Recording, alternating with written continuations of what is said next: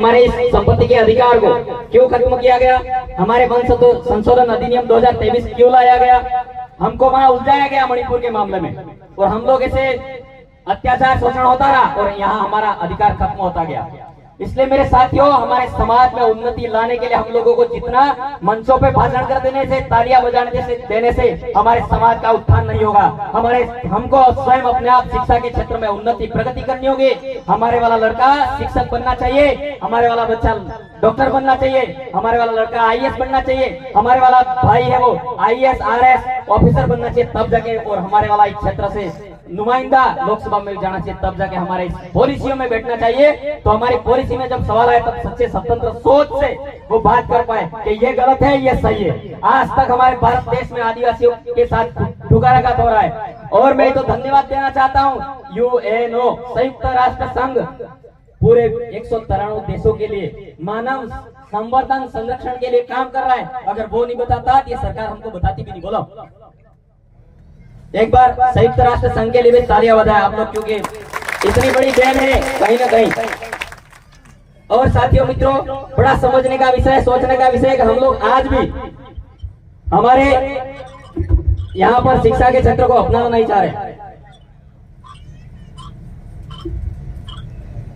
अब दूसरा समाज तो आपको, मुस्लिम समाज कह रहा है कि आप नमाज पढ़ो, उनका अपना अपना उपासना करने का धार्मिक स्वतंत्रता है भारत देश में।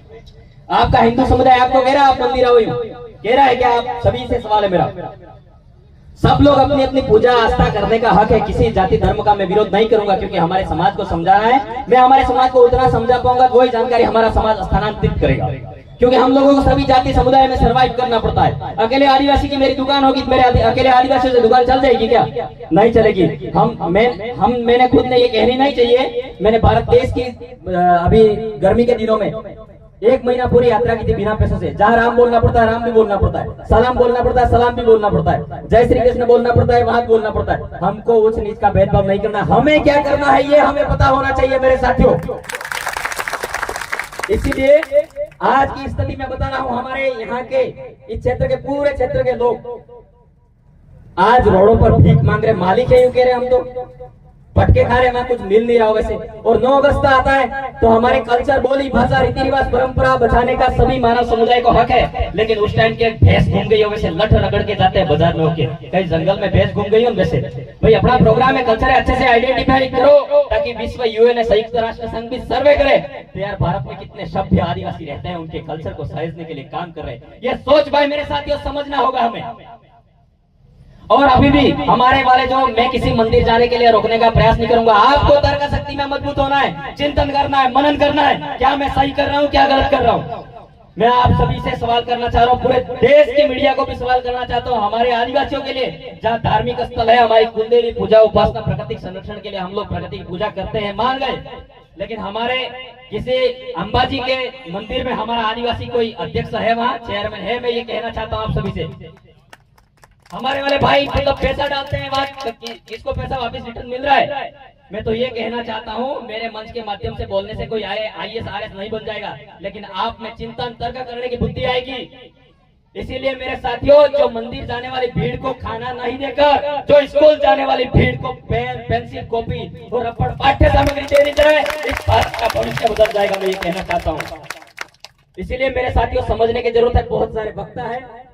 इसी प्रकार जो आज हम बैठे हैं और यहाँ मंच पर जोरावर जी कह रहे थे, मैं सभी भाइयों को भी कहना चाहता हूँ, हम आदिवासी परिवार की विचारधारा के मुजब काम करते हैं, तो हमारे इस मंच पर प्लीज करके आप जूते पहन के कोई भी नहीं चढ़े। ये बात कवरेज करने की नहीं है, ताकि हम लोग पुरखों की कदर करें, पुरखों से हमको पुनर्जीवित जो विचार है हमको मिले, पुरखों के विचार स्थानांतरित करें। माफी चाहूंगा संचालन भाइयों को, ऐसा अन्यथा नहीं लेवे, लेकिन हमारे ये पुरखे खड़े हैं आज, हमारे 365 दिन की 365 दिन बलिदानियों की बदौलत आज इनके समक्ष सामने रखे हैं ये, और हम बैठे हुए हैं। ये इतनी सस्ते में आजादी और हमको देश में यहाँ बैठने के लिए सौगात नहीं होती थी आप लोगों को, और ये हमारे यहाँ क्षेत्र के सभी मानव समुदाय के लोगों को साथ में लेकर चलना है। आज मानगढ़ में जो लड़ाई हुई वो बंजारा फैमिली से व्यक्ति था, लेकिन आदिवासियों का उत्थान चाहता था। 7 मार्च 1922 को पाल चित्तरिया में जो मामला हुआ, एक ही आंदोलन, वो जैन समुदाय से थे, अदर कास्ट के थे, लेकिन उन लोगों को चिंता हुई। कई ऐसे हमारे मुस्लिम समुदाय के, हिंदू समुदाय, कई सारे साथियों ने भी हमारे समाज के लिए, उत्थान के लिए सोचा, लेकिन हमारा समाज आज तक नहीं समझ पाया। तो मैं ये कहना चाहता हूँ, हमारे इस उत्तर गुजरात में डोला नाम के एक व्यक्ति थे, उस समय इंदिरा गांधी के सामने टेबल ठोक के उस आदमी ने कहा था, डोलिया डामोर ने, कि हमारा पृथक से बिल प्रदेश चाहिए, यूं 1930 में। उसकी बात मैं रखना चाहूंगा। तो हम लोगों को अगर बिल प्रदेश टेरिटरी अनुच्छेद 2 और अनुच्छेद 3 में हम लोगों को समझना होगा। अनुच्छेद 2 है वो, अगर अनुच्छेद 2 को हमको राज्य का गठन करना है तो वो दूसरे विदेशी भूमि पर कोई राज्य हो तो हमारे राज्य के अंतर्गत लाने के लिए अनुच्छेद 2 काम करता है। अनुच्छेद 3 होता है, वो हमारे भारत देश के राज्य होते हैं, उन राज्यों को तोड़कर दूसरा राज्य बनाया जाता है। जैसे पुर्तगाल राज्य बना, पुर्तगालियों के सानिध्य में दादरा नगर हवेली था, वो विदेशी सत्ता के कब्जे में था, वो अनुच्छेद 2 के अंतर्गत प्रावधान में आया। हमारा जो अनुच्छेद 3 है वो हमारे इस क्षेत्र के बिल प्रदेश टेरिटरी का विस्तार है। उस विस्तार को जोड़ते हुए हमको आगे बात रखनी है, ताकि हम लोग महाराष्ट्र से लगा के मध्य प्रदेश, गुजरात, राजस्थान से लगा के इस राज्य में हम लोग बिना बॉर्डरलेस से हम लोग सभी जाति धर्मों का सम्मान करते हुए हम लोग एक अच्छे मानव तर्क शक्ति और शिक्षा के दृष्टिकोण की ओर आगे बढ़े। कई लोग हम समझा नहीं पाते, बिल प्रदेश बन जाएगा, दूसरी कास्ट वाले बेचारे समझ नहीं पाते। हम लोगों को बोलने में भी ऐसी मत रखो, किसी की बुराई मत करो। हमें अगर बिल प्रदेश बन जाता है, सभी मानव समुदाय का कल्याण करने की सोच रखो, तो मालिक बोलो, मालिक बोलो। क्यों मालिक बोलते हो? मालिक बोलना है तो सभी जाति समुदाय को संभाल कर रखना होगा, हमें मालिक है ना। इसीलिए साथियों, तो हमारे वो डोलिया डामोर का गीत गाते हुए मेरी वाणी को विराम करूंगा मैं। भीली भाषा में समझ में आ जाएगा। तो उस समय वहां के लोग चाहते थे कि हमारा डोला है वो आगे नेता बने, मंत्री बने, समाज में उन्नति लाए, समाज में विकास लाए, समाज में शिक्षा लाए। उन लोगों की सोच थी, क्योंकि क्रांतिकारी सामाजिक सोच थी उस व्यक्ति के अंदर, और बिल प्रदेश की मांग कर रहे थे। डोलिया डामोर के जो गीत के जो बोल है मैं सुनाना चाहूंगा।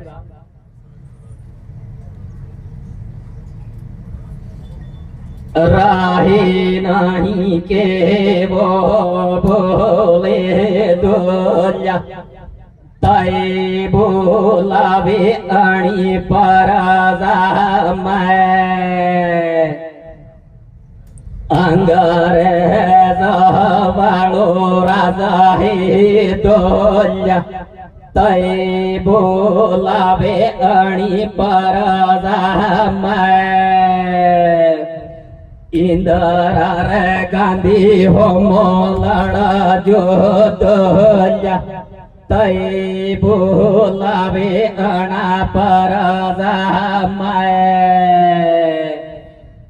नेयाला जमीन तय नेयाला डोलिया, तय बोलावे अणा पराजा मैं, आपड़ो है पोड़ी आपड़ो डोलिया, तय बोलावे अणा पराजा मैं, केने होला कणा वालो जाए डोलिया, तय बोलावे अणा पराजा मैं, ओ बेया तंदा सन रूड़ो गोमाही डोलिया, तय बोलावे अणा पराजा मैं, ओ ब्याहटा मोर वालो जाए डोलिया, तय बोलावे अणा पराजा मैं, ओहो पालसी तराज बड़ी लड़ाई है डोलिया, तय बोलावे अणा पराजा मैं, मान गढ़वाड़ी लड़ाई है डोलिया, तय बोलावे अणा पराजा मैं, बिल परदेश वाले मांगाही डोलिया, तई बोलावे अणा पर बहुत बहुत धन्यवाद।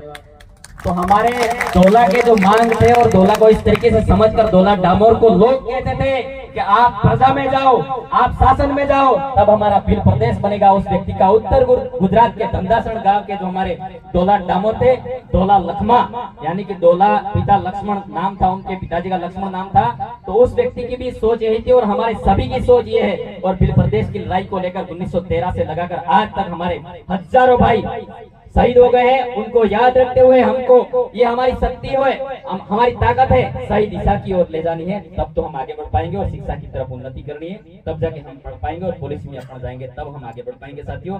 और हम लोगों को एक होकर काम करना है। तो मैं एक नारे के साथ मेरा उद्बोधन खत्म करूंगा।